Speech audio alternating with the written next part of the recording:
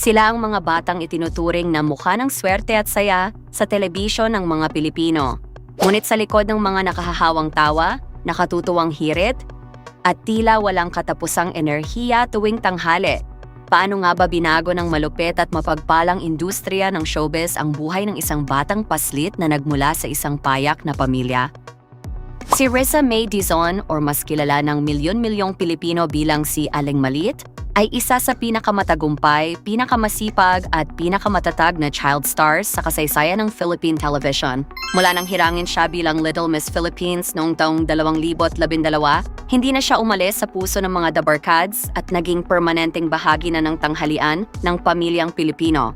Ngunit kamakailan lamang, naging usap-usapan sa buong bansa ang kanyang emosyonal na pag-amin. Sino nga ba ang mag-aakalang ang batang nagbigay ng bilyon-bilyong views, karangalan, at hindi mapapantayang ratings sa television ay muntik ng masipa at tuluyang matanggal sa Eat Bulaga? Dahil lamang sa politika at desisyon ng dating management na gustong magpasok at mag-angat ng ibang bata?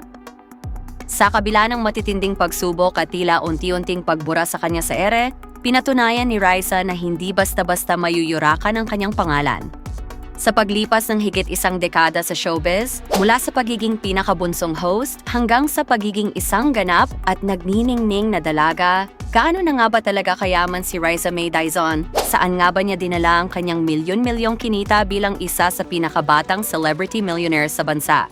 Sa video na ito ng Emrys TV Entertainment, hihimayin natin ang bawat anggulo ng kanyang karera, ang kanyang mga pinaghirapang ari-arian, at ang tunay na estado ng yaman ng nag-iisang Aling Maliit.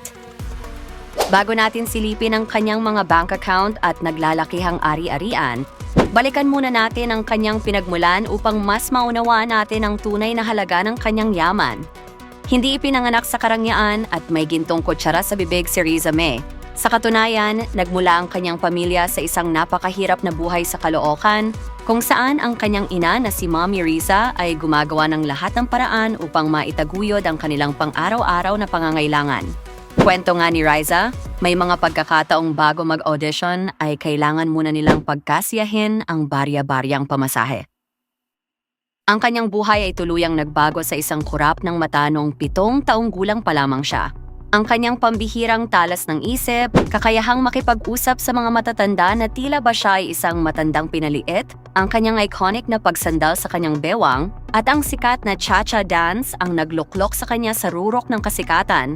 Hindi lang siya naging regular host ng Eat Bulaga, kundi binigyan pa siya ng sarili niyang morning talk show, isang pambihirang prehiperyo na ibinibigay lamang sa mga heavyweights sa industriya.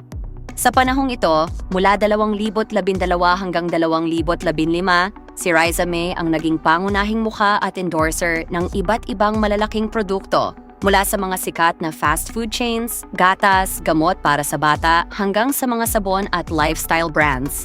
Ayon sa mga eksperto sa industriya ng telebisyon, ang mga sikat na child stars na nasa rurok ng kanilang karera ay kumikita ng mula 500,000 piso hanggang 2 milyong piso kada commercial endorsement, bukod pa sa kanilang buwanang sweldo bilang regular TV host at mga kita sa pelikula sa Metro Manila Film Festival gaya ng My Little Bossings. Sa murang edad, si Riza May ay opisyal nang pumasok sa elite na listahan ng mga pinakabatang milyonaryo sa Pilipinas.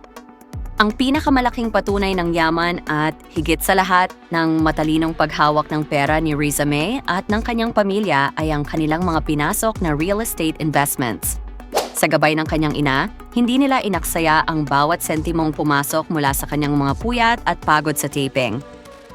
Una sa listahan ng kanyang mga ari-arian ay ang isang luhong 3 palapag o 3-story modern townhouse na matatagpuan sa isang prime at eksklusibong lokasyon sa Quezon City. Ang bahay na ito ang naging unang pinakamalaking bunga ng kanyang kasikatan. Ang interior ng bahay ay sumasalamin sa modernong pamumuhay. Meron itong minimalist na disenyo, isang malawak na living area kung saan nakadisplay ang kanyang napakaraming parangal mula sa iba't ibang award-giving bodies, at isang dedikadong espasyo para sa kanyang online studies at vlogging equipment. Ang halaga ng ganitong uri ng townhouse sa Quezon City ngayon ay madaling pumapalo sa 15 milyong piso hanggang 25 milyong piso. Ngunit hindi doon nagtapos ang kanyang pangarap na mabigyan ng marangyang buhay ang kanyang mga mahal sa buhay. Noong taong 2022, Ipinasilip din ni Riza May sa kanyang mga tapat na taga-subaybay ang halos tapos na nilang dream house sa Pampanga. Ito ay isang mas malaki, mas malawak, at mas architectural na ari-arian. Tampok dito ang isang malaking modernong kusina na may granite kitchen island, matataas na kisame, malalaking bintana na nagpapapasok ng natural na liwanag, at malawak na bakuran na perpekto para sa mga family gatherings. Ang pagpapatayo ng isang residential house na may ganitong kalidad sa probinsya ay nangangailangan ng kapital na hindi bababa sa 8 milyong piso hanggang 15 milyong piso sa makasalukuyang market value ng construction. Bukod sa mga real estate, meron ding sariling luxury customized van si Riza May. Ang sasakyang ito ay hindi lamang luho, kundi isang pangangailangan para sa isang aktibong artista na nagsisilbi niyang pangalawang bahay kung saan siya ay nakakapagpahinga at nakakapagayos habang bumabiyahe patungo sa mga studio ng TV5 at iba pang mga out-of-town showbiz engagements. Sa kabila ng kanyang karangyaan at tila perpektong buhay sa harap ng kamera, ang pananatili sa malupit na mundo ng showbiz ay puno ng mga lihim na patalim. Sa kanyang naging panayam sa Tony Talks, nag-iwan ng matinding gulat at emosyon sa mga manonood ang naging revelasyon ng dalaga. Inamin niya na noong ang Eat Bulaga ay nasa ilalim pa ng pamamahala ng lumang kumpanya at dating management, siya ang naging biktima ng politika sa likod ng entablado. Siya ang nangunguna sa listahan ng mga regular hosts na tahasang gustong alisin at burahin sa programa. Ayon sa salaysay ni Riza, umabot sa punto na isang beses na lang siya pinapapasok sa loob ng isang buong linggo. Nililimitahan ang kanyang exposure sa mga maikling segment lamang dahil mayroong bagong bata na itinitrain at pilit na ipinapasok ang dating management upang tuluyan siyang ipalit at sapawan. Napakasakit at napakahirap nito para sa isang kabataang ibinuhos ang kanyang buong pagkabata, oras at lakas upang mapanatili ang saya ng show. Ngunit dito napatunayan ang kanyang tunay na halaga at ang lalim ng kanyang relasyon sa mga haligi ng industriya. Dahil sa pagmamahal, prinsipyo at pagtatanggol ng TVJ naging matatag ang kanyang posisyon. Nang magpa siya ang TVJ na kumalas sa dating management at ilipat ang Eat Bulaga. Sa bagong tahanan nito sa TV5, walang pag-aalinlangang isinama at binitbit si Riza May.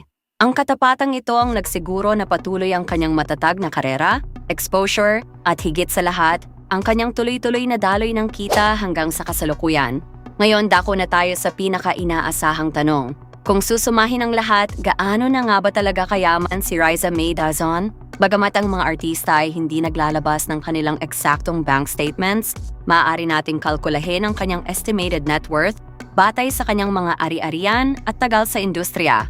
Kung pagsasama-samahin natin ang lahat ng kanyang naging kita sa loob ng higit 14 na taon sa telebisyon, mula sa libo-libong episodes ng Eat Bulaga, ang kanyang sariling talk show, mga blockbuster na pelikula sa MMFF, mga naglalakihang brand endorsements, kita mula sa kanyang YouTube channel na may daan-daang libong subscribers, at ang kasalukuyang market value ng kanyang 2 malalaking bahay at sasakyan. Ang kabuuang yaman or net worth ni Riza May Dizon ay tinatayang nasa 30 milyong piso hanggang 50 milyong piso. Mula sa isang maliit na bata na nangarap lamang habang nanonood sa telebisyon, pinatunayan ni Riza May na ang tunay na yaman ay hindi lamang nasusukat sa dami ng pera sa bangko o sa luho ng mga material na bagay. Ang tunay na yaman ay ang katatagan ng puso, ang abilidad na manatiling mapagpakumbaba sa gitna ng kasikatan, at ang tapang na lumaban sa mga pagsubok ng buhay. Ginamit niya ang kanyang talento upang permanenteng mayahon ang kanyang pamilya sa kahirapan, at ngayon, nakatayo siya bilang isang matagumpay, independyente at respetadong dalaga sa industriya. Kayo mga ka-Emrys, ano ang pinaka-paborito ninyong segment o hindi malilimutang linya ni Riza May noong siya ay si Aleng Maliit pa? Na-inspire ba kayo sa kanyang katatagan sa likod ng mga camera? I-comment ang inyong mga saloobin at mensahe sa ibaba. Huwag kalimutang i-like ang video na ito, i-share sa inyong mga kapwa Dabbercads, at mag-subscribe sa Emrys TV Entertainment para sa higit pang mga dekalidad at evergreen na kwento ng tagumpay ng inyong mga paboritong bituin. Maraming salamat sa inyong walang sawang panonood at hanggang sa muling video.